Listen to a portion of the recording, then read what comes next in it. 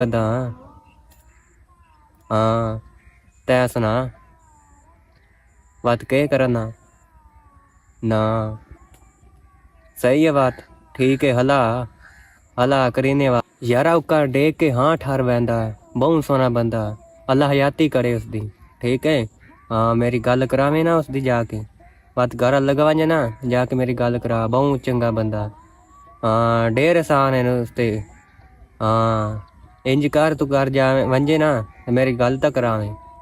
ठीक है हाँ अपना हाल दे बात चल ठीक है हाँ अल्लाह ने सौंपदे हैं ओके पटवारी हाँ हाँ क्या हाल है तारे मारा में मेरे को फोन किया आशने पे हो किता आशने पे हो हाँ मेरे को तुसा फोन किया आशने पे हो हाँ 2 घंटे मिकी बही गए थे कित्थों आशने पे हो